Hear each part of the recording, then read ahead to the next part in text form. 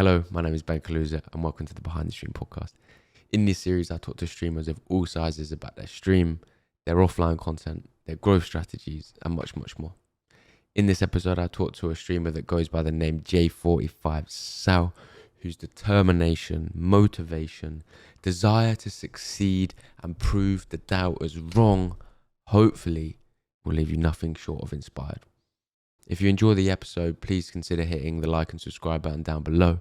And if you don't, I'd love to hear why in the comments. So without further ado, let's get into the episode. J45, welcome to the podcast. Glad to have you. Thank you for being on. How's your weekend been, bro? Oh, weekend's been decent, man. Weekend's been decent. I appreciate having me on. Honestly, it's kind of crazy to be even thought about. You know, the thought of even being interviewed is kind of nuts. But yeah, weekend's been good. Yeah, just been busy, to be honest. Busy. What have you been busy doing? So, I went TwitchCon last weekend. Nice. And I did like a stream midweek where essentially it was just like a quick catch up. But I found myself just feeling very tired after TwitchCon and having a lot of content to edit. So I haven't been live streaming this past week, but I've been using that time off to do stuff. So this past weekend, I'm working on a little project, which I don't want to go into too much, but, you know, I'm working on a project with some other creators. I've been editing a video, which I'm hoping to put out tomorrow, where I met Gideon, the YouTuber. Oh, nice. Yeah, I know. And then, what else is there? Upgraded the setup, so I've moved my main camera. It used to be over here, but now it's like over here. And I've also added a camera. I've upgraded the camera above me, so I've got a keyboard cam now looking down, and I've also upgraded my foot cam. Again, a lot of stuff going on. So yeah. What's the inspiration behind all of the camera upgrades? Like, Well, I've actually had a lot of cameras for a while. I think the most I had was 7. And then let's just say my luck hasn't been great the last few months. And I had a GoPro which basically died, and that was like looking from behind. Okay. So I went down to 6. Had a desk cam that broke, went down to 5. Foot cam broke, went down to 4. And then it got to the point where I was thinking I was known for having so many camera angles. Now I'm having less and less. So I've just tried to revitalize that again, you know, and start again from the ground up. nice. Oh, I look forward to seeing it. Yeah, man. So let's wait. How was TwitchCon? Let's talk about TwitchCon. Oh, TwitchCon. Yeah, Oh, wow. Where to bloody start? what were the highlights of TwitchCon like for you? I think for me, TwitchCon, like the whole holiday for me was probably the best holiday I've ever had. Oh, nice. TwitchCon was a mixed one because the idea of it is good, and I met so many people through TwitchCon, saw so many friends, which was amazing. I met Gideon, which for me was meant because Gideon's like one of my biggest inspirations when it comes to content creating. Okay. I know he isn't loved on Twitch, but you know, we won't get into that. But you know, he is one of my biggest inspirations, and the fact that I got to meet him kind of blew my mind and was so motivating to see him. Overall, the event was amazing. There were so many brands to speak to as well, which is kind of cool. And whether or not something works out from, you know, meeting these people from those brands is another thing, but it's just, yeah, no, it was an amazing opportunity. I think TwitchCon was fantastic. Because it was my first and many others, like, first TwitchCon. It was the first time I've been to TwitchCon. And I didn't know what to expect. In the future, I would know now what to do. You know, I would know. I've learned from this experience. I would know how to go into this event in a different, you know, mindset. Overall, though, I would say it was phenomenal. It was well worth it. Nice. Did you go on the football stand? That's where I did. You probably wasn't there when I was working. I was doing like 2 half days. Right. That's where I was stationed for my for the couple of day periods. Did you do the football thing? Yeah, well, we obviously helped set it up like the day before, so I had like there's obviously no queue, so we were just having a go all day. Did you score? I scored about 3 out of about 40. Oh, that's bollocks. Out of about 40 attempts though. Actually, it makes sense. Was doing it for quite a while, also Yeah. triangle techniques, trying to just hammer it as hard as It's you can. tough. It's That so wasn't tough. working, so it was more just like stick it in top bins, really. Yeah. Or get lucky with it. See, I managed to score, but it was when the keeper had to be reset, so the keeper was on the I ground. didn't move. Yeah, I didn't move. Yeah, and I thought, didn't count. bollocks. No, Hey, it's an that open doesn't goal. count. You know what I mean? But Yeah, nah, so that was fun. I did. I managed to go on that. That was pretty cool. And that's the thing. I wish there was more things like that at the event. That's the only thing. There was the mechanical bull, which I never got onto. That was through Razor. But one of my friends actually injured his leg quite badly. Where he's actually ruptured his, like, something to do with his muscle. No. And, what, on the ball? What bit going on the ball? on the ball, yeah. And it's to the point where he can't actually, he's got a cast on it and that, so it's quite bad. Oh, that's not good. Yeah, so luckily I didn't go on that, but I wish there was more stuff like that. That's the only thing. Yeah, I noticed that like all of the kind of things that have been gamified like had big cues. There's like that, the hammer thing, and then the HyperX like laser room thing as well. I never got to do that. Don't worry, I queued for about 45 minutes. Was it worth it? It lasted about a minute. No, the prizes were shit. I got a little plastic duck. That sounds pretty cool. Yeah, it's okay. I was hoping more like a microphone or something. But yeah, true. Well, for the winner, but obviously I wasn't even winning. So yeah. So yeah. Right, so let's get into more serious questions. Let's start with kind of an intro to yourself. Kind of tell people when you started streaming, like why you started streaming, kind of what was the inspiration behind that, like your content journey, and kind of lead us on a story of kind of how you've got from beginning to where you are today. Okay, yeah. So my name's Ash. Ash, and the channel name's J45Sal. And it's got a 45 in it. Basically, the reason why the channel name is J45Sal is because that is my surname. And the 45 is... There's a story for that as well, but it ain't that interesting. It's just that me and my friends were joking about the number 45 on our prom night. I then was trying to make a gamer tag. I thought we were mentioning 45. The 4 and the 5 can substitute an A and an S. Pop it in the name, and boom, you get J45Sal with a 45 in it. It's dumb, but it works. It works. I like it. And then ever since, I've just used J45 as like my brand for anything I do. Okay. Nice. I'm a variety streamer, content creator, just anything. I am an entertainer. That's what I am. I'm not there to, inform people about how to play a game. I'm not there for people to just watch me play a game. I'm there to try and make people entertain, whether it's me communicating to them, interacting with them, or just being an absolute idiot as normal and making people laugh. Basically, I've been content creating for a long time now. I started content, weirdly enough, I started this whole idea of entertaining people back when I was 16. I joined this program called the National Citizen Service, which go out to schools and get kids to go on like a summer camp kind of thing. And I went on a course where there was no one from my school there, so it was complete new people. And because of that, I used comedy as like a mechanism to like a way to deal with my nerves, meeting new people, as a way to break the ice. And ever since, I feel like, just trying to be funny in that is something that has stuck with me since. I you know what? No, I know I'm a funny person. I can't make everyone laugh, but I feel like I'm a funny-ish person, funny looking, funny either or. But yeah, basically, I've been doing content now since I was 17. And I used to do YouTube videos, and I would post, some cringy skits, vlogs, or whatever. And I love doing it, but I stopped after like a year because I used to get people used to joke about it, used to mock me about it at school. And I love doing it, but it really knocked me a bit. And then I think the idea of like having to go into work, get a job, start earning money, that was like quite important at the time. So, I went into work. I worked in retail. I tried apprenticeships. I tried sales. I used to be a car salesman. And none of it worked for me. So from there, I then went into media. as I always loved doing videography and editing and stuff like that.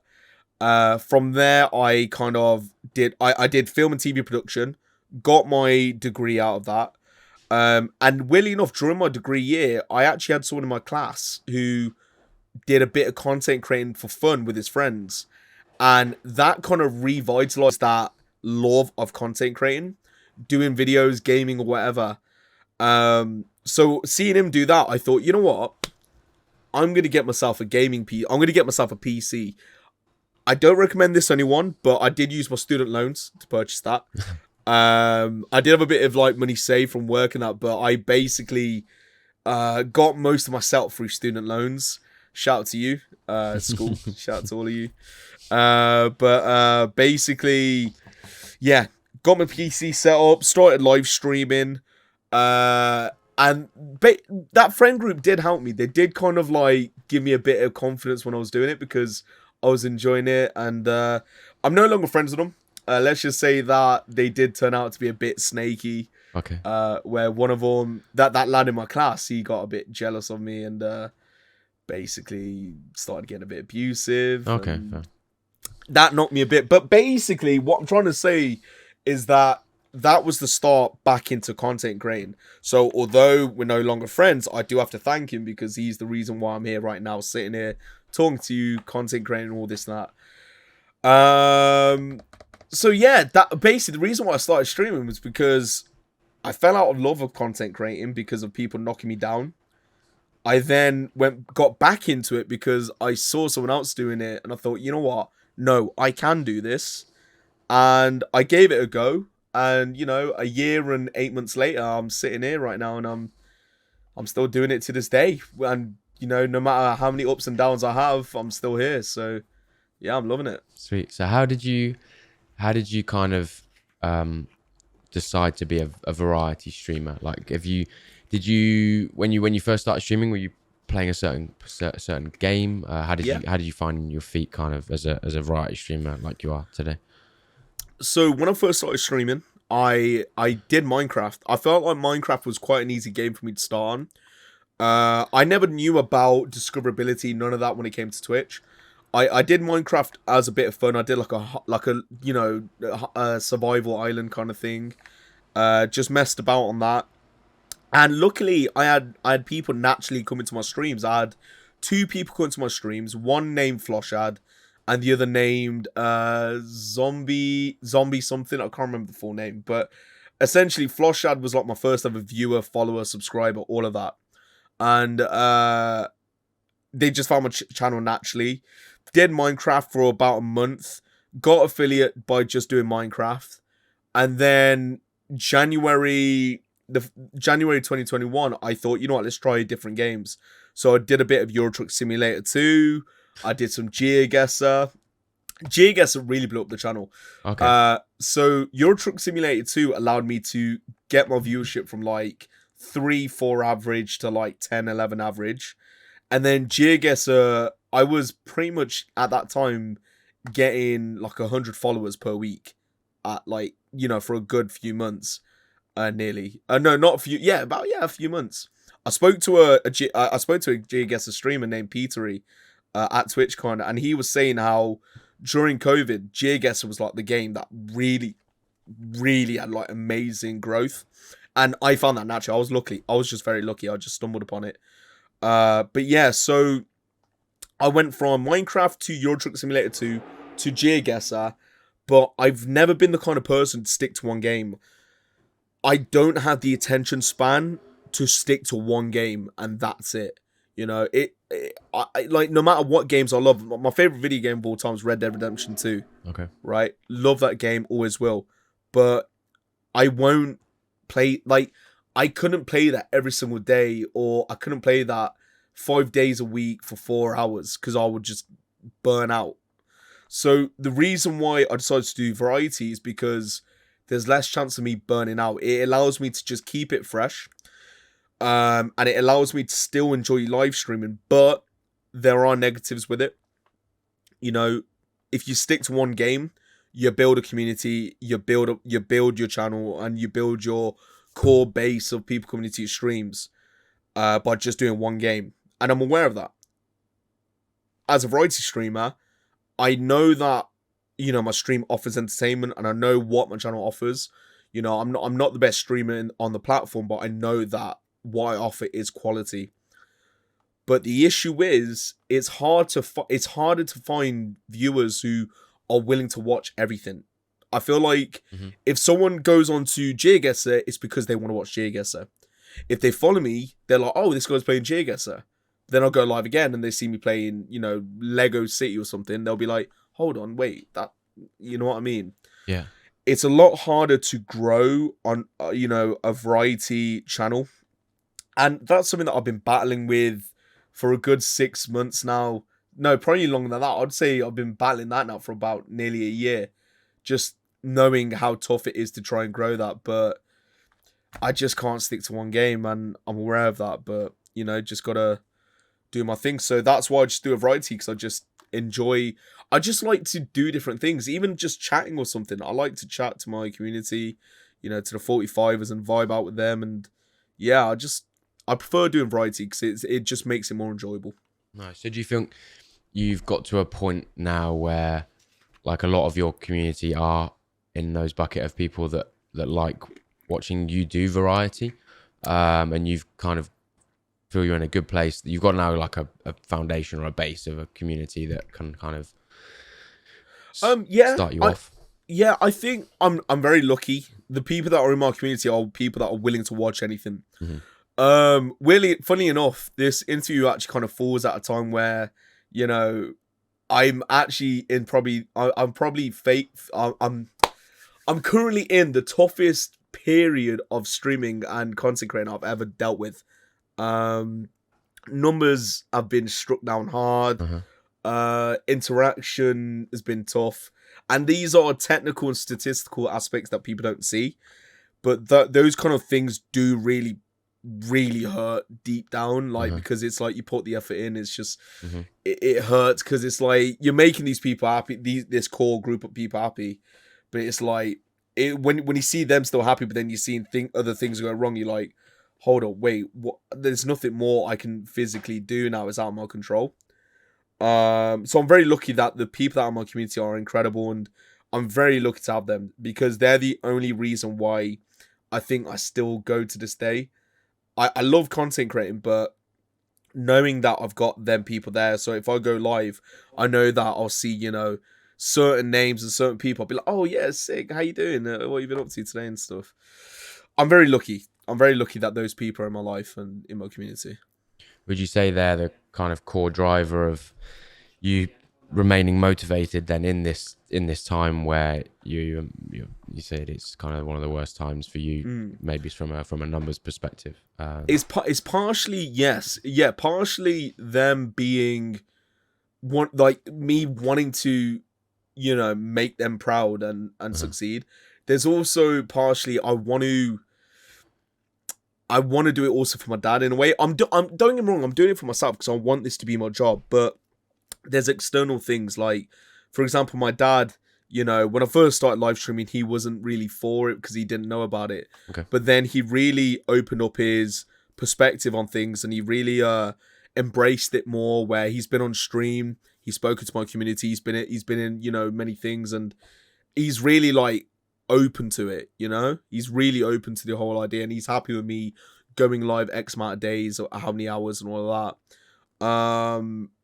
So basically I want to do it for him. He sacrificed so many things in his life for me, and it sounds soppy, but, you know, I want to one day put him in a dream house, put him in a dream car. I don't want him to work another day. I want him to be comfortable. That is a driving factor.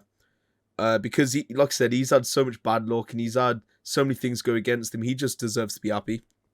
And I know you'll say he's happy, but, you know, I feel like when you're more comfortable and at ease, you know, there's, you know what I mean. And then the last thing is, you know, there's so many people. It sounds a bit petty, but I want to prove those doubters wrong. Yeah, no, fair. That's the biggest one for me. That friend group, you know, I don't know if they'll see this, but, you know, fuck you guys. But basically, them, I want to prove them wrong because they've said some horrible shit to me. they're basically saying they made me all of this, this and that, which really cheesed me off because they didn't make me, they supported me, and I was grateful for that. But if someone say that, it's kind of spiteful.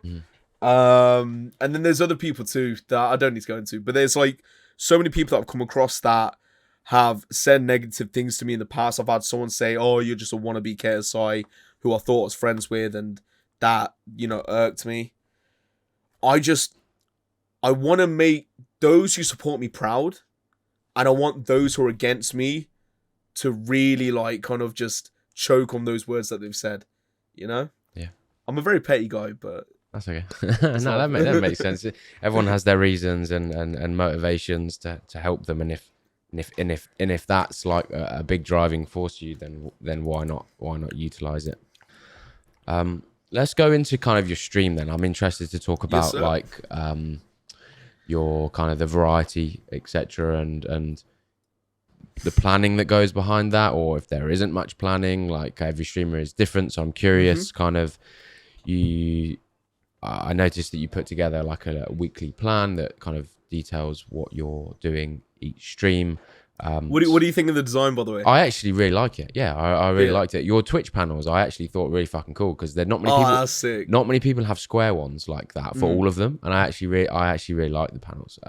You know what? I'll have to tell my editor that. Yo, editor, aka me, well done. You did a good job. Well done, yeah, me. The square panels are good. So how like, just talk me through kind of how you're. Thank you, by the way. I appreciate that. No, how you're like planning the weekly streams, right? Like, is it just a bit chaotic planning, or is there more of a process to it? Do you go double down on stuff that you think is doing well, or that the community is enjoying more? Yeah, just kind of interested to hear. Okay, so every at the end of the week, it will either be on a Sunday, Monday. I will try and post a weekly schedule, and I essentially I've been doing this now for nearly a year. I would say I can't remember the first one I did, but I would say it's coming up to a year, and I've been doing that consistently every week. And it just allows me to break it up for the community so they know what to expect for that week. In terms of thought process for it, it is a bit chaotic because, there will be some streams that have like thought behind it and have been planned, thoroughly. If it's a special stream, most likely I'll be like, you know what, okay. I try to, if I ever do a special stream, I want to do like one a week. I don't want to have like loads in 1 week, 'cause then it's like spoiling everyone in a way. Because it's like, then you're like, oh shit, there's loads of this week, and the next week it's like, there's nothing, and then, so I like to spread it across a bit. But yeah, so I like to have one special stream a week if possible. What's a special stream? Sorry, like what? So let me have a look. Let me have a look in past weeks. I'll list a few for you. So the TwitchCon week was packing for TwitchCon. So I had my best mate even come on stream, and I was packing my bag, and it's like having a special guest. Yeah. I had a stream where the community chose my outfit for TwitchCon, where we went on like ASOS and we would look at, different things, and they get to choose what they want me to get. What else was there? There was supposed to be chat controls my Tinder, but that never worked out. I need to do that. That reminded me. There was eating, you know what? Maybe not that one, because that one is, let's just say eating food. We'll say that. Eating food. Yeah. Eating different food. Eating different food, yeah, we'll say that. Free Game Friday, where I literally only play free games off Steam. Okay, cool. That was actually a bit of a series for like a month. What else was there? There was Lego Star Wars. There was April Fool's stream where I broke my monitor. Literally £300. How did you break it? I punched my mic into it by accident. I was like, pretending I was. Someone annoyed me, and like they were spamming like sound alerts and sound noises, and it got to the point where I was annoyed. Punched this then swiveled into this monitor here, and yeah, I've still got the broken monitor. It's like behind me somewhere over there. So yeah, and then like there's other things too. I used to average one a week, but then looking at this, it hasn't been as consistent. There's been like Valentine's Day night. I started a Minecraft series, spelling bees, bingo, media shares, horror games. Sometimes it can depend on sub goals, bits goals, all of that kind of stuff. And they can determine what the stream would be. I remember I once did a Lego building stream, and that was depending on if we hit a certain goal, hit it, boom, I knew what I was going to do the next week. So when it comes to planning, it is quite chaotic because it comes to what I want to do, really. It is just down to what I'm thinking of doing or what I can do. I do use past weeks as inspiration. You know, I might think, oh, you know what? Last week I did a song competition. Maybe I should do one next week, or I could do one. You know, I might pick and choose like that. It could be based on what's been popular. So there's the video game Stray that has been very popular this past week. It's probably coming now to the end of that popularity, but you know that could be something that I'll do next week where I'll be like, you know what? I'm gonna play through Stray. What's that? I don't know. I don't know what that is. So it's basically a video game, and you play as a cat. Okay. In this like weird world. It sounds weird, but it's like you play as a cat, and it's like a story based game. Okay. It's been like quite popular, like YouTube, TikTok, and all that, but it's a weird concept when you think about it. One of those like weird trend games that like blows up. Yeah, everyone plays kind it, of. and then it just dies. Like, well, it has really good graphics. It has insane graphics, and it's a good quality game. It's just weird to me that you literally play as a cat, you know. yeah. But I hate it. If people like it, they like it. There's a lot of cat lovers out there, but yeah. In summary, yeah. So when it comes to the schedule every week, I look at what's popular at the minute on Twitch as well. You know, if there's games that are, you know, trending more, or if there's games that I'm seeing a lot more people are playing, I might consider playing that. If there's a new video game out that I'm thinking, you know what, that's something I want to play, I would do that. Mm-hmm. If it's something that I've seen on TikTok, it could be something based off that, you know. End of the day, no matter what I choose, I want to ensure that it's going to be fun. And I've made mistakes in the past where I've done something that I can't really get content out of. I remember live streaming Terraria when I was like starting off. I have no idea how to play it. Yeah. And when I played it, I remember at one point I started off with 11 viewers, and then it went down. It just shot down to like 3 people, which at that time that was like the level I was at, because it was early days. Mm-hmm. And that was when I used to look at viewer count while I was streaming and shit. But yeah, essentially, when I look back on that live stream, it wasn't a fun live stream. It was just like me very confused and not knowing what to do and stuff. But yeah, in summary, yeah. So when it comes to the schedule, I just plan it out the week before. If there's, it just depends on what's happening, to be honest with you. And it can vary. So yeah. Where is there any notable kind of places or people that you get your inspiration from for some of these like random special streams, or is it just stuff that just pop into your head?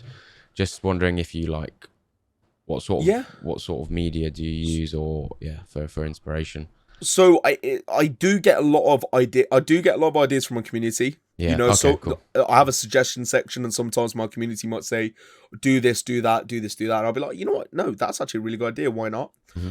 I have actually, over time, I've got a list of a bunch of special stream ideas that I would like to do in the future, which I don't want to list off all of them, but you know, there are some that I've seen that I thought could be good ideas. Like, for example, you know, playing Kahoot one time, looking at subreddits, an editing challenge. I want to host my own e-date one day. Okay. I've seen a few people doing that recently. Yeah, so that's been a trend. Aiden Ross, he's the one who popularized that. Yeah, I've seen him. So there's all of them as well that I've kind of just thought of myself, and all my community have helped me out with them.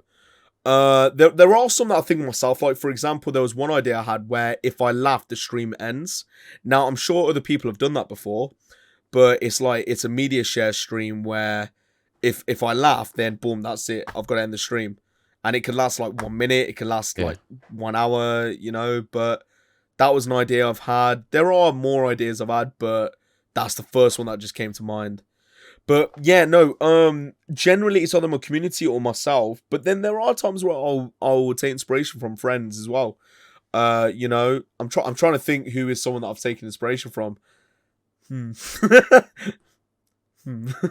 has good ideas?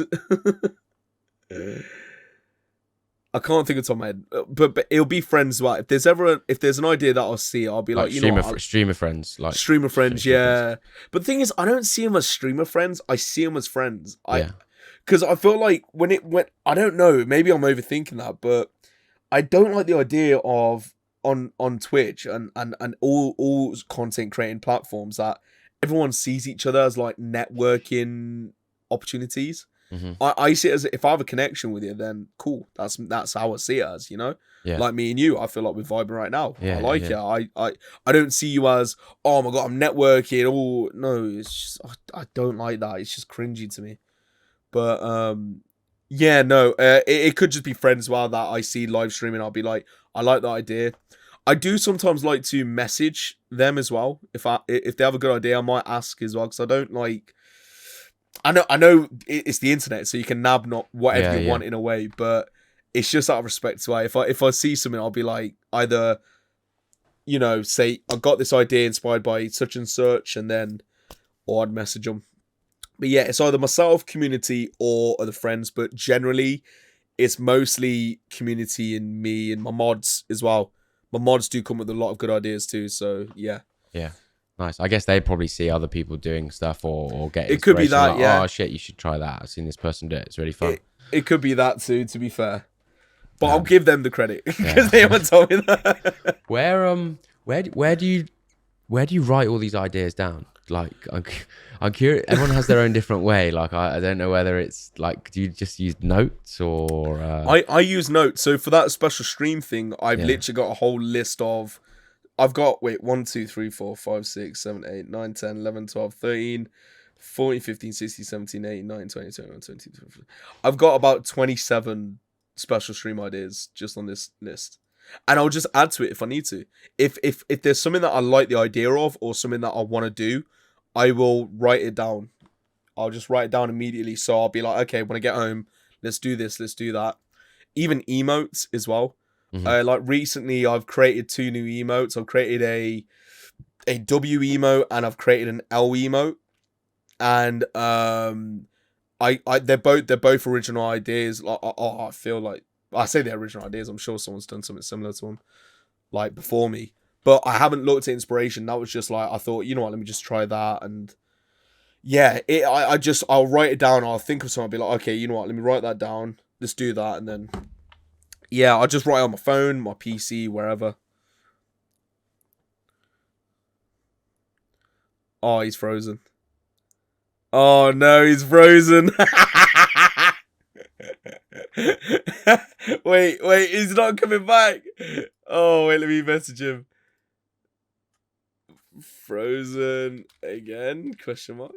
Yeah. It was going so well. Luckily I got that question in just before he ended. We'll be right back after these messages. It stopped at a good point. So we were at this point of which I can't remember now. What was it at? I'm flustered as fuck. Was it schedule or thinking about ideas or getting ideas from people? Getting ideas from people, writing. Where do I get my ideas from? And where do you write them down? Yeah, I said and that. then there you literally ended the. I was literally about to speak. We ended up perfect. You're literally about to speak, and then it just like froze. I think it ended at a good time. Yeah, I stopped when it ended. Yeah, it did. Right, so you talked about kind of your community helps you come up with some of your ideas. They then kind of get written down, and then you think about how you're going to implement them. Once you then do implement them on the stream, just curious to find out what do you look for when it comes to like the success of a stream, like one of the special streams or a new game, or like something you've put on stream, and how do you evaluate whether it's been a success or not a success? And if you could give some examples, that would be great. Okay, yeah. Okay, so for me, it's quite generic, but one of the main things where I can tell if a stream's been successful or not is general vibe throughout the stream. If it felt like, you know, there's been chatting throughout the stream, you know. There's always quiet periods no matter what stream you do, but if it feels like there's a high energy and interest from my community throughout the stream, for me that's a success. I feel like no matter how many numbers I've got, generally I do have quite an active chat. You know, there'll be some streams where they have a lot more viewership than me, but they have less chatters. But with me, I feel like I do have quite an active chat, which I'm very lucky for. Okay. But the way I see if a stream's been successful is not, or not, if the way I see if a stream's been successful or not based on, you know, factors is, one is obviously statistical. It's going to be numbers.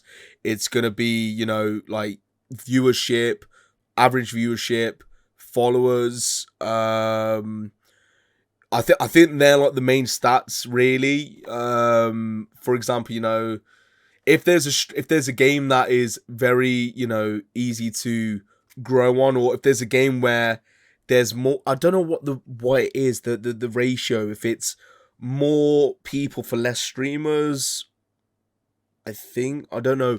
But basically what I'm trying to say is that it depends on the games. You know, there could be games with a high following, low viewership, and I live stream on that, and you know, if I gain 20, 25 followers from that, I'd see that as like a massive win, because I see it as like, okay, that's how you get new eyes onto you. Whether they stay or not is another thing, but that's loads of new eyes on your streams.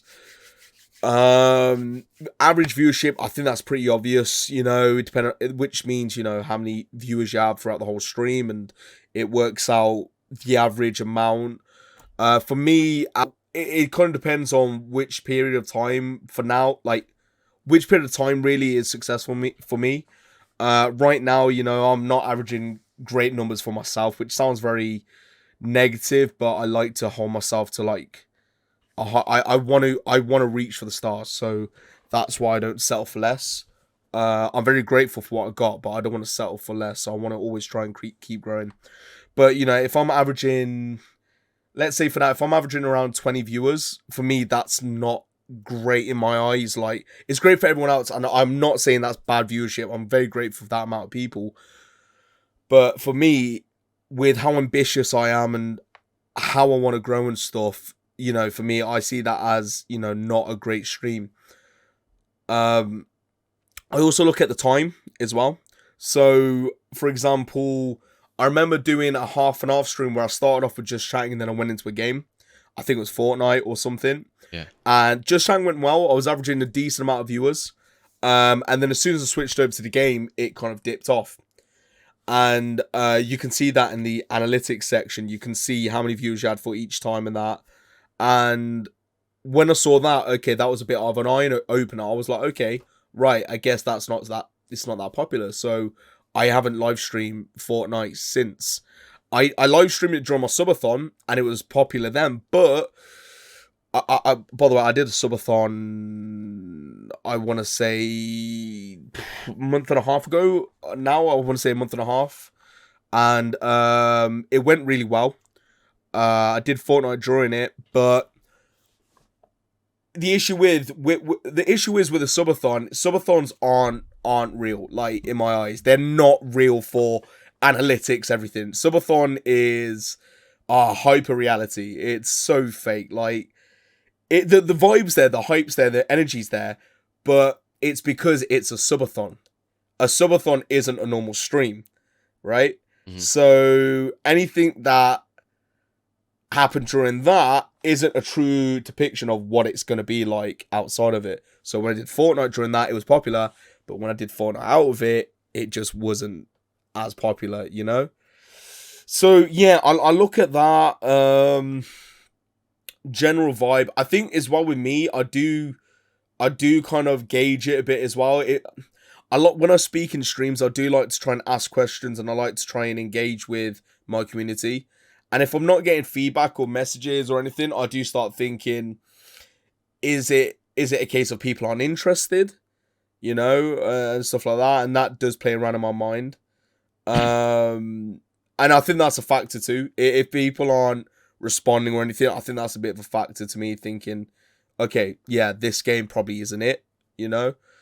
There are games that are highly engaging, like song comps, gear guesses, stuff like that, because you're constantly engaging. But then if I'm playing a single player game, like, for example, Dying Light 2. I did Dying Light 2 when that first came out. Did a few streams of it. And numbers-wise, stats-wise, vibe-wise, they weren't great. Never did it again. And it's a bit shit because it does make me also think if I ever want to do something that I enjoy and the vibe's not there, it puts me off from doing it. You know, which I think is kind of bad, but I don't know. I feed off energy and I feed off my community's vibe. And if they enjoy it, then I enjoy it. If they're not enjoying it, or if I think they're not enjoying it, then it will kind of start eating away at me a little bit. So yeah, I don't even know if I answered any of that question, but No, you did. No, it was just good to hear, like, yeah, your thoughts on how you think whether something has done well or not based on the vibe. Let's talk about kind of leading on from you being a variety streamer and content. I'm also, as much as I'm curious on how that works on a week by week basis from the stream, I'm also curious on how that works from an offline content perspective. Like it seems just as challenging to deliver content as a variety streamer on TikTok and YouTube because you're not specifying towards a game, and just be good to just start off, like what are your thoughts on, you can start with either TikTok or YouTube, and what's been your kind of plan there, like where did you start and how has that evolved with your stream also evolving in content? Right, so again, TikTok, I was doing it consistently for a bit and I've got just over 1,000 followers, which, okay, the idea of it, you would think that's a lot, but with TikTok, in my opinion, that's not that much. TikTok's a weird one for me. I upload clips from my streams, okay, and I'll edit them myself, and I'll try and make it funny or whatever. And I use some of TikTok's algorithm as well to try and figure out what works and what doesn't. And I'd post just like clips from the streams, and it would be variety content. I'll be honest with you, it doesn't do great. I've noticed that there's some streamer friends or some of my mates, I've seen them stick to one game, one genre, and their channels are blowing up quite a lot. Mm-hmm. And with me, I physically, like I said, I can't do that. Like, it could be the best game in the world, but if I keep doing that, I'm going to burn myself out real quick. And also, when I think about it, there's not a game that I'd want to stick to. I can't think of a game that I'd want to play all the time. If there is one, then maybe I will, but yeah, so TikTok is variety content. I just upload clips on there. I dabbled a bit in Hover. My biggest issue is that I know with these apps, you've got to keep consistency. But it's a weird one, though, because I feel like I upload high-quality content, but the discoverability sometimes is terrible. I've messaged some friends that have not big channels on these platforms, and, they've said to me, oh, these videos are actually really good. You've kept it short. You've done subtitling. You've done sounds. You've done little edits. I don't understand why you're only on this amount of viewership. But it is what it is, really. It's frustrating because I think that does demotivate me as well in a weird way. Unfortunately, I kind of wish there was no numbers on social media because I'm sure I would love the hell out of it if I just didn't look at numbers. But yeah, so TikTok is just anything. YouTube, and also with TikTok as well, I haven't been consistent recently. The whole kind of like trying to find time to edit and stuff does kind of like catch up on you. And with me at the minute, I'm really backed up on everything. Like with TwitchCon and all that, I've got all these videos that I need to edit. And then on top of that, I've got to do TikToks. And then on top of that, I've got to like schedule streams and stuff. And it does start building up a bit. And then when you see all this pile of work that you need to do, I'm just like, I just don't want to, And that's bad because if I want to succeed, I need to do this shit. But, hopefully I give myself a kick up the arse to actually get all this done eventually.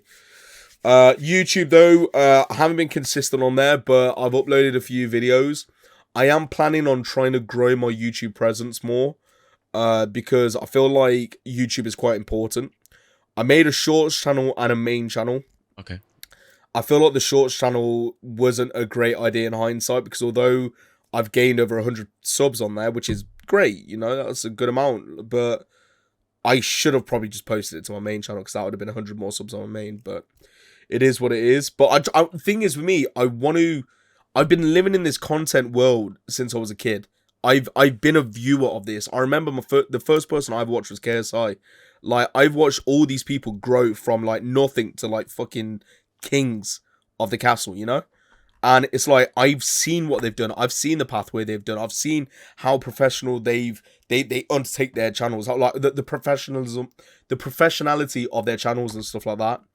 And I try and emulate that to some form. So for me, I have the shorts channel. I have the main channel.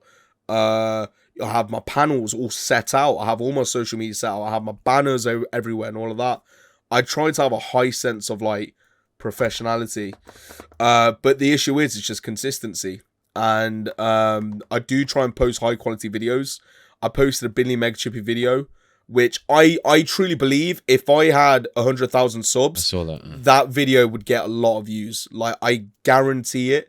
If the channel was bigger, that channel would have that video would have blown, because I think that video was phenomenal the way I edited it. I don't want to toot my own horn, but it's just the quality of it was flipping awesome. I was proud of that video. Like, personally, I was really proud of myself with that one. But yeah, just talk through that video if you can. Like, the Binley Mega Chippy video, Yeah. massive trend, and funnily enough, it's my local chippy. oh, it's your local chippy. Oh, okay. Yeah, Nice. which kind of was a crazy coincidence. And I thought, listen, if I stay at home and if I don't do anything about this, then I'm going to kick myself, you know, if I didn't even give it a try.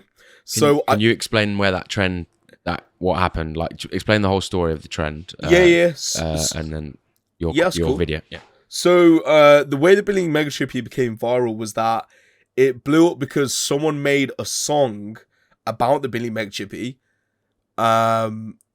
which sounds stupid, but from this song, the video blew up because the business blew up because people started people just made it a meme. The internet made it a meme, and from there, it kind of then just blew up like instantly, where to the point where people were traveling all the way to Coventry to come see the Binley Mega Chippy. People coming all over the UK and like just to come and get a fish and chips from here, or get photos, get a pic, like just do whatever they need to do. And then there was also this meme about the Morbius meal, which, if I'm not mistaken, Morbius is a film, I think. And I don't even know the backstory to that. We both know what the internet's like. The internet is just dumb, right? Yeah. So it's just like, the internet is just, they did their thing. I want the internet to make me a meme so I can blow up, but essentially, yeah, it was my local chippy, and I thought, if I don't do any content here, I'll be an idiot. So I went up, did an interview video where I spoke to the people, and then I eventually spoke to the owner of the Binley Mega Chippy. And I guess you guys have to click on the video and watch it to find out what happened next. Yeah, I'll put the link down below in the description. People can watch it. But just go on, sorry. No, I was just gonna say, yeah. That video, I had because I did videography. I had a friend of mine who is an actual videographer. I had him behind the camera. You know, I put effort into it as well. I made like little BBC tags. I went all out for that video. That is something that I feel like I can do, but everything fell into place with that one because, like I said, my friend was there, but now he's moved to London for a job, and it's kind of shit because I do feel like sometimes I have this cloud over my head a bit, you know, where it's like every time something goes good, boom, it's gone. That's it. Pulled away from it. You can't have it anymore. It does make me appreciate more of what I got in the moment, but yeah, it kind of just made me go back to square one a little bit and just like try to recalibrate what to do. Nice. So I just want to go back a little bit to you talking about consistency, talking about editing and stuff, and just wanted to understand, like, what is it that, why do you think you fell into a trap of not being as consistent, and is there anything that um you've changed recently to try and make yourself more consistent? Is Yeah. it you edit at certain times, or yeah, I would love to hear kind of what you're trying to do to try and get yourself out of that Yeah. place. So I edit all of my stuff. Like everything on my channel I've edited. The only thing I've never done is the my website that I used to have. It's not active anymore, but I did that when I sold merch. But even my merch I designed myself. I've done everything myself when it comes to that. But that also includes editing. With my videos, like I said, you know how I said earlier about the whole professionalism, and I want to hold a high, like just a high quality value of this channel. The issue is I set the bar high, right? Now, by setting the bar high, I've got to match that quality, I feel like. And because of that, it is like a shoot myself in the foot situation. Because with that Binley Make video, great quality. The Insomnia video, great quality. But it's like, if I want to upload, I feel like in my head, I've got to upload to that level. But the issue is that takes more time. So it's one of those where the reason why I haven't been consistent is because I do want to try and upload with good quality all the time, no matter where I'm posting, whether it's on TikTok or YouTube. I want to upload with good quality, and that has been a hindrance probably to my channel growth, because when I think about it, when bigger content creators started, they just uploaded videos, upload, consistency key, all of that. But I'm trying to be like, I'm seeing like the quality of Tommy Innit's uploads, and I'm thinking, right, I want to try and emulate this. I want to copy that. I want to try that. I want to try that. And, realistically, it's probably not smart at this level. One thing that I have tried to do is I'm trying to list out what I want to do. I have been more consistent with recent uploads. Not very consistent, but I've been more consistent than the past, where I've been averaging like one video a week nearly. But obviously, realistically, I need to upload more consistently. But I'm trying to organize myself a bit better. There's something in the background that I'm working on where I am going to be trying to upload more consistently on socials with some friends. But again, doing what? No. I don't want to go too much into it. Let's just say that it's something that we're planning on doing that could, touch wood, it does, but it could bang. Like, it could be very cool to see. But let's just say it would just be like IRL videos and stuff like that. Okay. Cool. And yeah, I am trying to make myself more consistent. I have also cut back on edits and what I'm doing in my edits. Like the video that I'm gonna try and upload tomorrow is a bit more minimalistic in a way. Compared to like past uploads. It's not like loads of edits, it's just a bit more minimalistic, where it's just chop, chop, chop, instead of it being like zoom, tracking my face and loads of other stuff. Is that short or a long video? I'm gonna keep it short. I think it's gonna be around the 8-9 minute mark. Oh, so YouTube video for Yeah, YouTube. Yeah, okay. yeah, that's gonna be YouTube, and that's when I met Gideon, and Okay, that video is, weirdly enough, that was on the day where I weren't supposed to vlog, but I managed to kind of make the video into a teaser for the other days where I did vlog, because I'm going to upload full vlogs, after this one. But I made it like a teaser for them, and then also just used the footage that I had for when I met him on that day, and boom, there you go. That's our whole video. So yeah. So how long is it roughly taking to create a video like that? Well, with my laziness at the minute, yeah, I procrastinate too much. So in hindsight, that video should only take a few days to edit, but I just procrastinated a lot, or I've been putting off to focus on other things like editing, emotes, or changing my setup a bit, moving my monitors, putting my camera here now, adding the new camera up there. Yeah, I think, I don't know if this is a question for later on, but I'll be honest with you, content creating, it is heavily linked to like mental health in a way as well, because it's like I think the one thing people actually no people do know. Generally, people do know, but there will be some that completely forget. But like every content creator, behind the camera is a person, is a human, and or everything's going to affect anyone, no matter what. Even if someone says, "Oh, they're fine," realistically, they're not. There's going to be something in them that is bothering them. But yeah, that obviously, I don't want to use that as an excuse. It's just that doesn't help the whole situation. But yeah, it's just a whole weird one. It's just a weird one. But that video should only take about 2 days to edit. Have you considered outsourcing any of like the tasks from the editing or the thumbnails or etc.? Yeah, I actually was looking for an editor on social media. And I got bombarded by like 20, 30 different people, and yeah, then it just becomes a whole different thing. I would be interested in it, but it's also then the money aspect. Because with live streaming, it isn't guaranteed to be earning money through streaming. The subathon was good, but then other months it could be worse than that, or it could be better. You never know. But it's a lottery. There's no guarantees. It ain't a normal job where I'm guaranteed this amount for working this amount of hours. No, you've just got to see what happens if you're lucky. Because end of the day, I'm not expecting anything from anyone. I don't want anyone to sub. If they want to sub, they can. But I don't say to them, you must sub to be here. It's just a case of if someone wants to support, then it blows my mind that someone even wants to do that for someone like me, But yeah, no, I would consider it. It's just trying to find the right person as well. Yeah, it is so hard. There's too many people out there, isn't there? Yeah, no, I agree.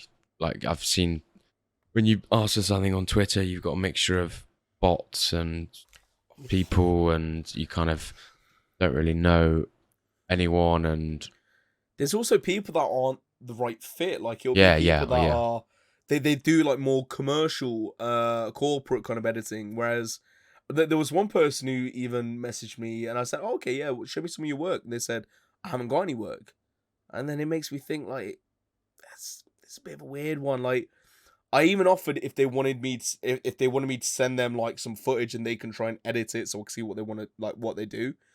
And yeah, it's just people are weird in this world, aren't they? Yeah.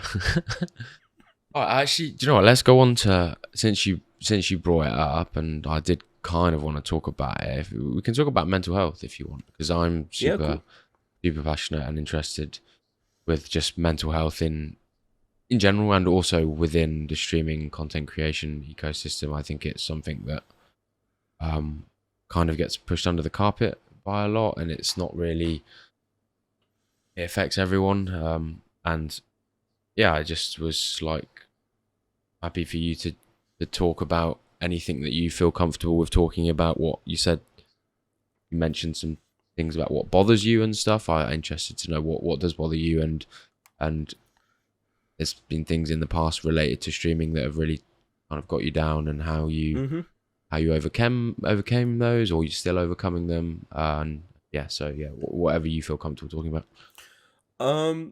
Yeah, that's cool. Do you want me to start? Yeah. Just talk about any if there was anything that has happened in the past in your streaming kind of journey that was like when you had a really bad time. Yeah. So the first time where I was struggling was that friend group that I used to have.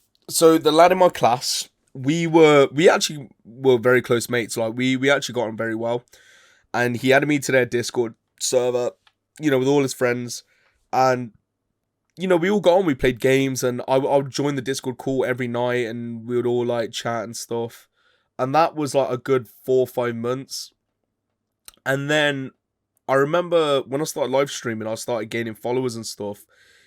That lad started getting a bit jealous. He'd be like, "Oh, but you're going into his stream. Why not come into mine?" and stuff like that. And then it got to the point where, the channel was starting to grow more and more. And I could tell it was getting to him a little bit. I remember he was a mod in my channel at the time.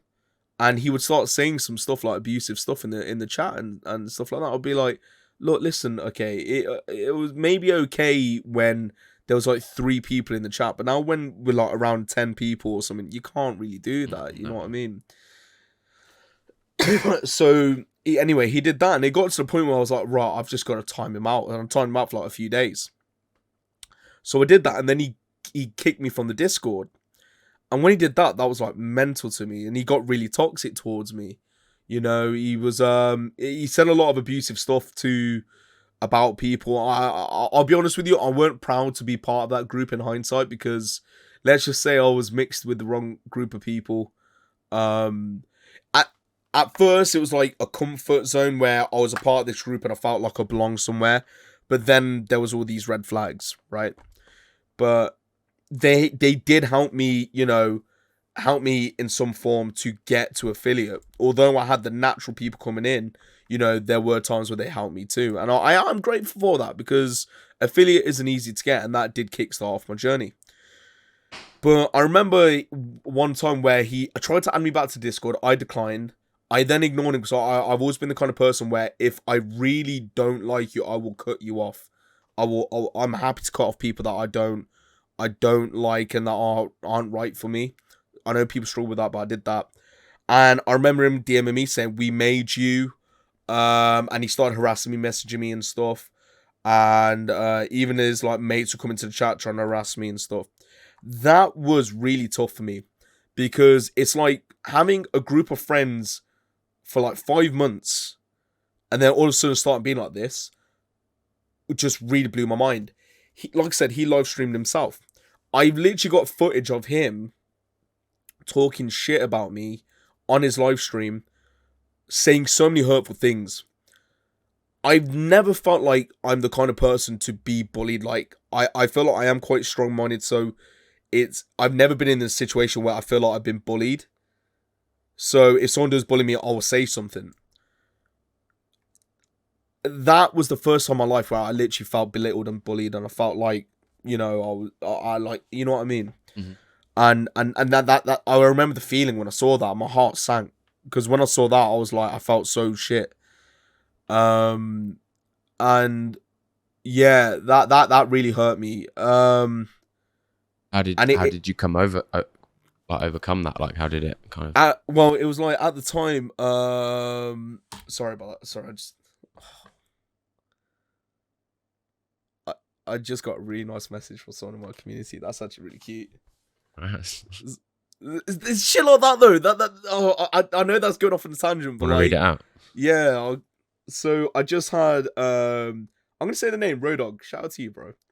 Rodog just said, "I gotta say, Ash, I've just seen the Instagram stories, and wow, I love that you put so much work into content creation, and even when you're not streaming, you're updating yourself and updating emotes, etc. This is absolutely brilliant, and I want to say thank you and well done. I don't know any of the content creators that always update on social media and updates everything all the time. You'll go far. Keep doing what you're doing. I'll see you in tomorrow's stream." Oh, oh, that's actually adorable. Shut up, Rodog. Imagine. Nah. Sometimes you need messages like that to just they're part of the kind of things that keep you going, right? Literally, like just because you don't often put a lot of hard work in, and even though people do see it and they do appreciate it,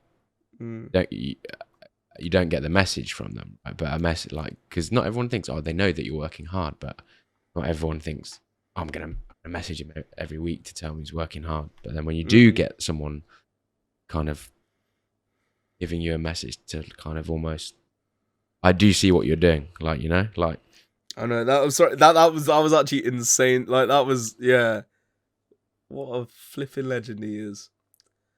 But you know how I was saying earlier about people like that? That's why I do it. There's people like that who, like, he's a young lad, and it's like, I think of it as like, I was once him watching other content creators, like, maybe not small content creators like me, but it's like, I remember being at like his age and watching people all the time, you know? And it's kind of mental now, just thinking about that, like how Sorry. Anyway, That's all right. it's alright. It's alright. Take a breath. That's just mental. Right. We were But at yeah. where you were over kind of Yeah, overcoming that kind of like friend group thing. friend group stage. Yeah. But the way I overcame it was, you know, there's so many people I look up to in terms of just life inspiration and stuff. You know, Kobe Bryant, rest in peace. But he was an inspiration to me as well. And the quote that's always resonated with me was during a press conference for, can't remember what game it was, but it was the playoffs, I think. And the way playoffs works is like, you know, you play a series of 7 games, and if you win, you know, 4 games out of that series, then, you know, you essentially you go through to the next round. It's like a best of 7, sorry. But I remember Kobe got asked a question about whether they had won or if it was in the bag or something like that. And Kobe went, no, job's not finished. Job's not finished. He kept saying that. And I always think of it as that. Job's not finished. The job is never finished. It's a case of there's no point in... And that's a mistake I feel like I've made as well. I've really got too comfortable at times, right? When I look back at what I've done, and I've gotten comfortable in terms of numbers and things, and it's like, I shouldn't have been comfortable. I should have tried to keep that consistency going or try to build on it, right?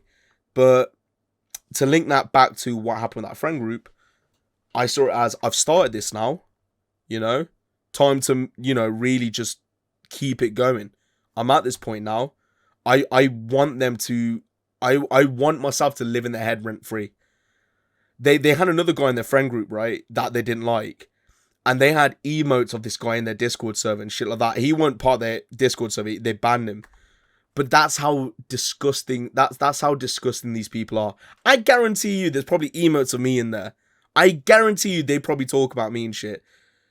But that's what I love, is the fact that they keep looking at what I'm doing and knowing that I haven't quit yet. And the fact that it's probably still getting to them to this day. There was a point where he actually tried to follow my channel when I banned him, and it came up in my activity feed. And I remember seeing his name, and I fucking loved that when that happened, because I was like, he's still thinking of me.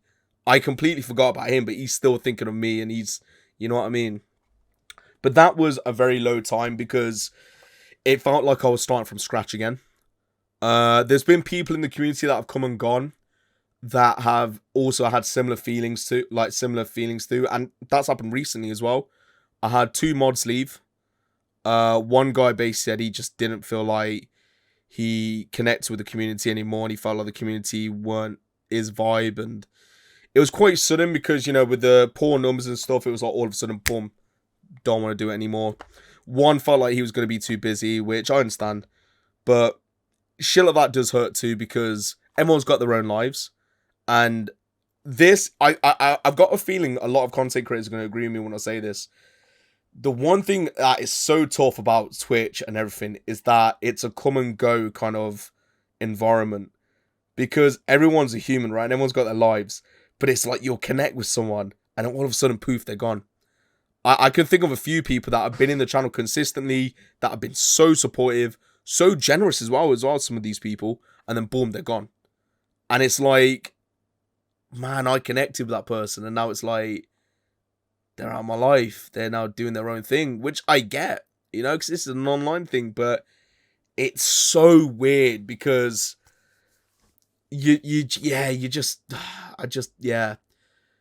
that kind of it's the loyalty, the idea of loyalty, because no one's gonna have loyalty to you exactly. There'll be people that are loyal to your channel and stuff, but what I mean is everyone's got their own lives. Yeah. And people will come and go. And it's so hard though, because, you know, it's like a friend of yours being in your life and all of a sudden they leave. And it's like, you know, you lose contact with them, you lose touch, and it is tough because then you feel like you're back to square one.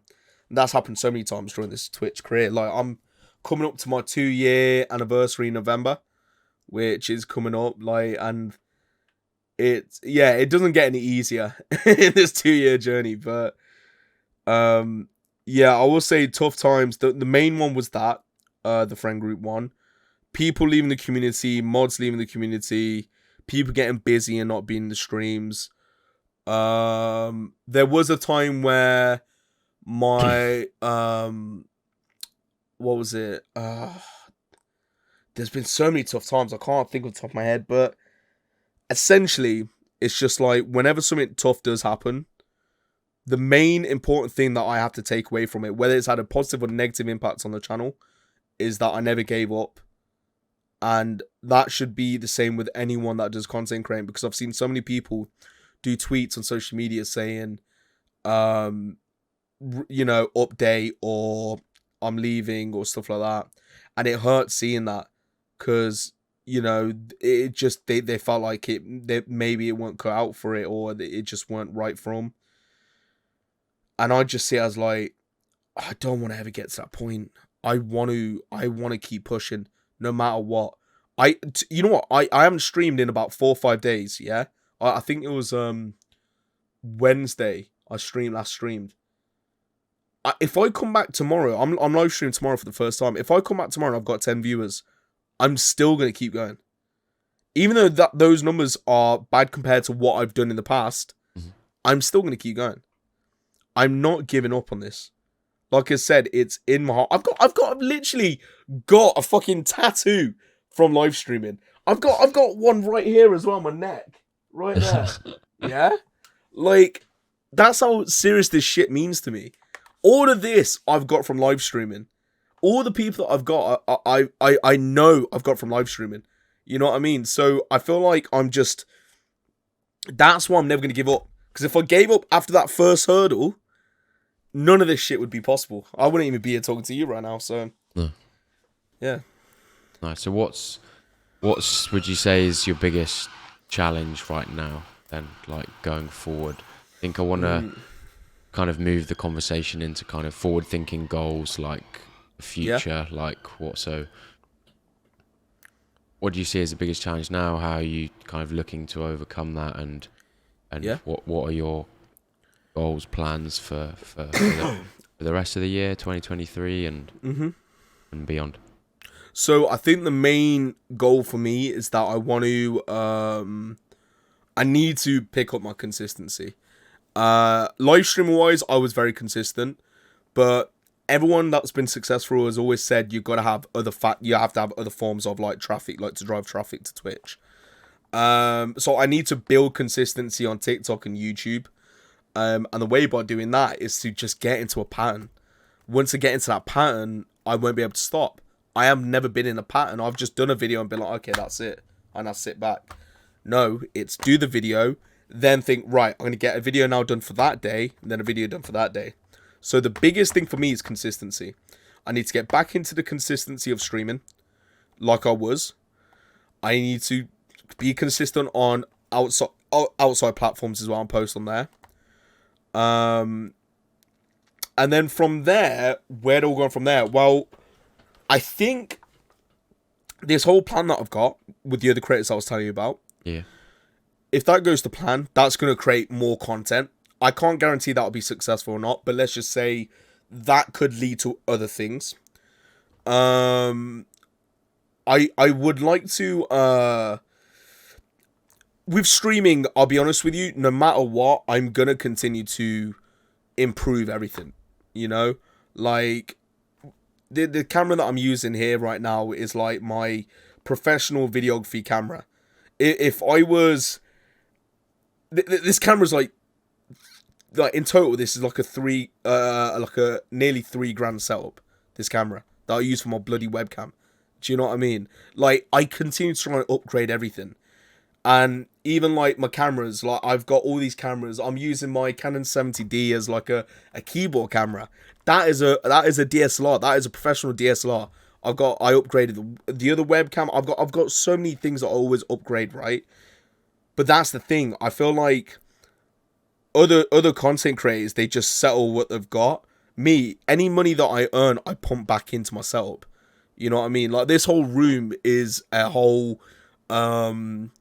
what's the word? It just is proof of that, because most of this room I've invested into, like, you know, I've invested from streaming, you know, like even games that I use on streams and stuff. Merch as well that I've got. Like, I've got bloody pillows on my face, for God's sake. You know what I mean? But yeah, I'm gonna continue to upgrade my streams no matter what. Upgrade, whether it be camera quality, transitions, overlays. I want to upgrade them. I think that's the next thing I'm gonna do.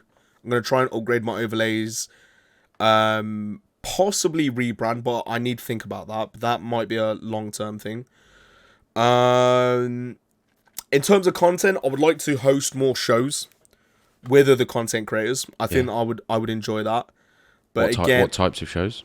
Love a host kind of shows. What, I forgot his name. What's his name that does them? What show did you say? Love or host. I don't know. I'm not sure what that is. Love or host. Love or host. Yeah, I think it's like Austin something. But essentially, Love or Host is like a really, really popular like game show that this guy Austin does, and he's had like Tommy in it on. He's had Hassan the guy from on. 100. Guy from 100 Thieves. Yeah. He was at TwitchCon. Yeah, exactly. Yeah, he was. And they basically, I would love to do stuff like that. E-dates, Love or Host kind of shows, game shows. I think that'd be cool. I'd like to do IRL streams as well one day. I think that'd be awesome. I'm good at like just connecting with people. If I see them on the street, I'll just chat to them or something. What else was there in that question?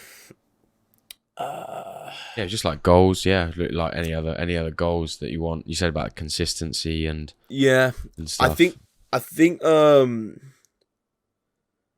another thing that I want to try and achieve is get signed by a team. Now, it doesn't need to be, 100 Thieves or OTK or something, but I want to get signed by the right team purely for the support system. I don't want it because, they're going to make me famous. No, it's not because of that, but when I say teams, by the way, I mean like organizations that have content creators and stuff. Yeah. And I want to get signed by them just to have that support system. One of the biggest and one of the most negative things about content creating that I find, and a few people that I've spoke to about this find, like streamers are very cliquey. I've always felt extremely lonely. And what about yourself? Have you ever felt like that? What the cliquey? I think streamers, once they find their circle of people, they're very reluctant to move out of that or to try new things with different streamers because they're comfortable with people they usually game with or they do the streams with. And I think when you get into that space, I think it's good. I think you're limiting your opportunities to just like go out and meet more streamers because you're just in your comfort zone with your friendship group kind of thing. Exactly. So exactly what you just said there. I feel like it ties into the mental health aspect. It really hurts when I try and reach out to people or I see all these streamers and they're all interacting with each other on socials and in their streams, and then I'm just sat there like I'm just looking around. I'm seeing like, oh, all these groups around me and they're all doing their thing, and I'm just like, I'm always in the middle. I have mutuals, I'll have friends, I'll have people I'll speak to. Yeah. But they're all in their groups. And I can't remember what that ties into. I think that ties into the esports thing, the organization thing, where when you're part of an organization, because they have other content creators signed, you also then have those content creators to connect with, become friends with, potentially do content with, and just have that support system as well. You're going to break your monitor again, bro. Yeah, I know. nearly. But I just think it's the support as well because I have like friends and stuff, but like there was two of my mods that have become very busy, but there were people that I was very close with, still am, but I used to confide in them and chat to them and all of that. And because they're now busy, because they've got their own lives. Yeah. I don't have people to speak to this shit about. So it's so tough, like, just seeing everyone do their thing, and it's just like, I'm in the middle of all of it. So I would like to get signed to also have that that whole connection with people, and also because I see it as a big step forward in progression. I don't know what it is about me. I don't know if it's if I'm too brash or whatever, but I don't know. I just feel like I'm one of the most slept on people at the minute. I think when someone puts their faith in me, I'll prove to them what I can provide. But I don't know. I just see it as like my time will come. I'm hoping, touch wood, my time will come, and hopefully I just have a bit of luck in the near future to benefit the long future. So with the gaming orgs, then are you like, how are you? You say that's your goal. Have you got a plan for that? Are you like doing some outreach like to gaming, or like you want to do some stuff? Yeah, so there's one in particular. I don't want to say the name of the org because you don't have to. Sure. Yeah, but like I reached out to them, and they yet to get a response about that. I'll be honest with you. Now you've just said that, I haven't really reached out to many people. When I think about it,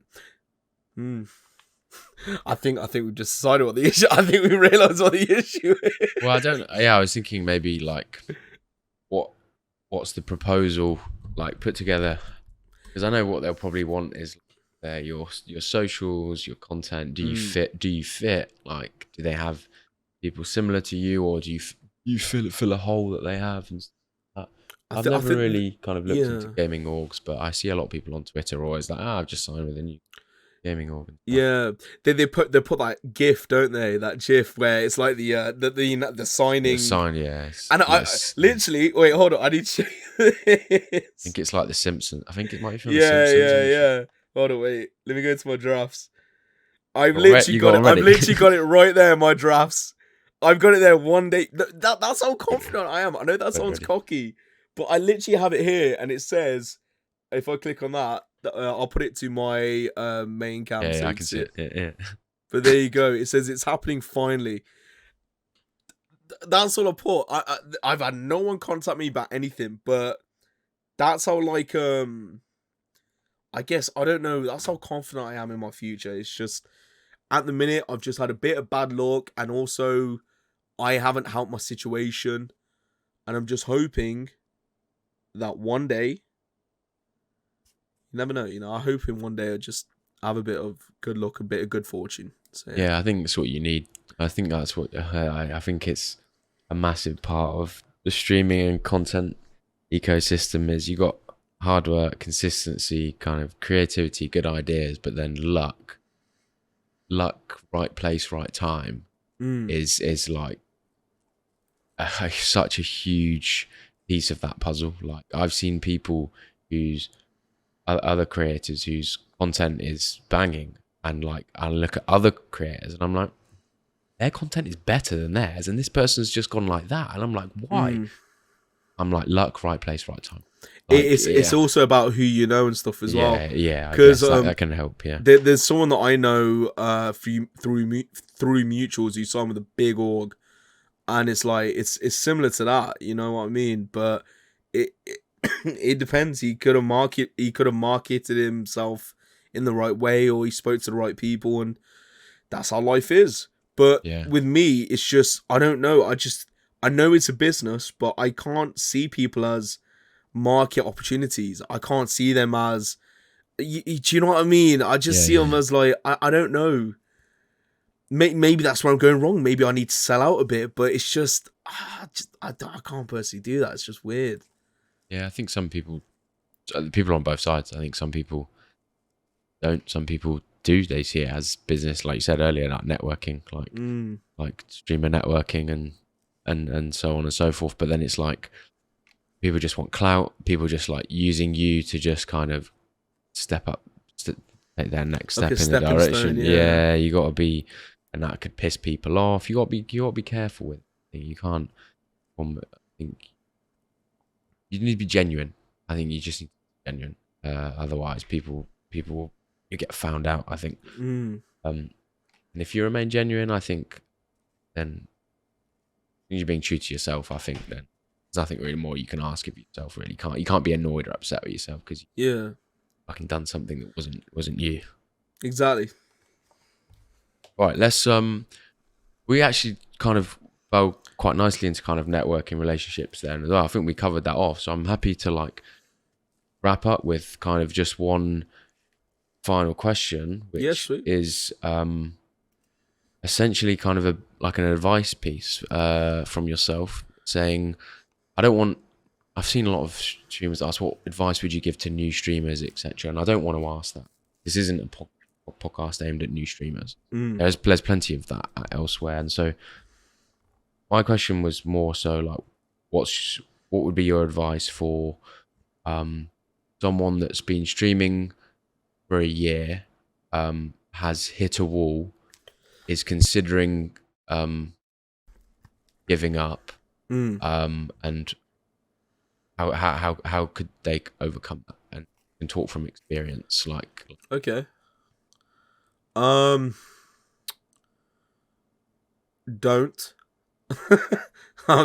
That word there, just don't. just don't. But at the same time, I say don't, but it depends on factors. If you really want it, if you really want to be a content creator and you want to make it and be a full-time content creator like what I aspire to be as well, bro, then don't quit, because end of the day, it's like you look at the likes of KSI, you look at Logan Paul, you look at all of these massive content creators, you look at Gideon, you look at everyone that's blown up, they did not quit. They still kept going. They've gone through rough patches, you know, like unless you're Roy Scum and all of a sudden just blow up on YouTube, you know what I mean? Bro, which is extremely rare. You've got to realize that this whole journey is a marathon, and it's tough to realize because trust me, I'm in the same situation as that right now. I've kind of not hit a block, but I am in a situation at the minute where it is quite draining and it is tough.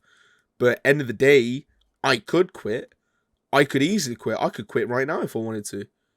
But then how am I going to feel in about a few years' time where I think to myself, man, if only I just kept going. If only I tried. If only I did this. If only I did that. It's going to eat away at me for the rest of my life. And it's going to be one of the biggest like what ifs of my, like forever. Don't quit, because end of the day, everyone that you look up to never did that. They never quitted. They kept going. They kept pushing forward. They kept trying to do new things. And they just tried to, I don't know, they tried to achieve their dream. Think about where you want to be as well. And think about that feeling where you're there. You're there in your own house, your penthouse. You're there with that beautiful view. You're there in the LA hills, wherever you want to be, you're there. And imagine that point where you think about, you're looking at the view and you're just thinking, bro, I did this shit. I made this happen and I'm here right now. One of the advice I would give when it comes to not giving up is try and find a way to cool yourself down. I think with me, at one point it was the gym. I haven't been to the gym in a while, so that might be a reason why my mental health is like, fucking doing whatever that was with my hand or thing. But anyway, yeah, find an outlet. It could be gaming, but if you're live streaming gaming, then obviously that isn't an outlet. That's just gonna keep on top of you in a weird way. Maybe read a book. I've started reading this book here, Can't Hurt Me by David Goggins. Oh, my hero. Exactly. This man here is the epitome of motivation, right? He's my day one hero. Yeah. I love watching his videos on TikTok. Have you seen them? Like the little montages. I've seen lots of his videos. Honestly, if you want his best video, so I followed Goggins for about.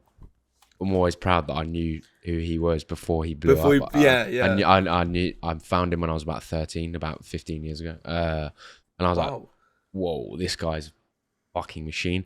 One of the best videos I've seen on him. If you go on YouTube and type in David Goggins, veteran speech, he starts crying during it, and like I've watched it so many, it give me shivers. Like if you know, actually, you obviously know David Goggins. You watch lots of his videos, and Yeah. when you watch that video, and it's like, oh fuck. But it's Fuck, like, it's literally though, when you see it's these like- videos though, it's not content creating, but not giving up is a life thing, right? It's just everything. If you start giving up now, you're gonna give up in anything else you do. And it's like with David Goggins, when you know yourself, like if you watch one of his videos, you're gonna want to go like run for like a year or some shit. You want to do some like yeah. Forrest Gump type shit, you know? But Stories are funny. literally, right? His Instagram stories of him just running along like, you need to just Get hard. fucking get out your ass and fucking run. Like, oh, that's Literally. whilst he's probably done about 40-mile run or something. Yeah, exactly. Like And with like a 50 kg backpack yeah, and he's so shredded. just boxed off like a whole gang or something. But all in all, don't give up. Find an outlet, whether it's reading, going to the gym, going for a walk, find a little hobby, just something to enjoy, and it allows you to take your mind off streaming, because you don't want to just think about streaming all the time, because that will also burn you out. That is also another piece of advice. Don't get burnt out. That is big, because burnout is so hard to get past. So just try and find an outlet. Don't give up, because the people that you look up to, or the people that were your inspiration, were people who were once in the same shoes as you. If they made it, you can make it, right? And also have fun with it. Obviously, I know that's generic, but I know. Important though. it's so important. Like, I'm trying to have more fun with my content now. Like, I was taking it too seriously, where I was making out like, I was already a big content creator. But no, it's like I need to just go back to just being stupid and having more fun with it, instead of being too corporate. Just like, and by that I mean like some posts I was doing on social media just seemed a bit too like, I don't know, just a bit too robotic, and even like the way I carry myself out in the Discord, I wouldn't message, and now I like to be active in my Discord server all the time and shit. So you've gone back to maybe being a bit more raw, like kind of like that. If that's what kind of corporate versus raw, like that's kind of the scale I think maybe you're referring to. I want people to connect with me again. I want it to feel like the community connects with me and I connect with them, instead of it being like I'm the content creator, you watch me. No, I want it to be like, nah, like I want this to be a fluid relationship. I want this to be like, so we have a solid connection, and there's transparency, So yeah. Nice. Wow. Fucking hell, I'm sorry, that must have been the longest conversation ever. Jesus Christ. J45. It's Yes, been a sir. pleasure. Oh, Thank you for sharing some snippets of inspiration across your journey. It was really great to hear kind of the kind of ups and downs that you've been through. I'm sure many people will be able to relate to that. Any final words? First of all, it's an honor to be even asked to be a part of this interview. As a small content creator, to even have someone wanted to ask me questions about all of this is mind blowing. So I want to say massive thank you to you. Oh, you're welcome, bro. I really appreciate There's that. not enough of it. Exactly. No, it's so true. Like, I feel like so many people have so many stories, and I think it's really It's interesting. nowhere. Yeah. That's one reason I wanted to start it. Like I don't want to hear from the big guys or girls. I don't care. I want to hear from the people who are on the ground, working day in, day out, Who are grinding their arse off, just as hard as the top people, but making a hell of a lot less money, and going for a lot more struggles, in my opinion, because of that.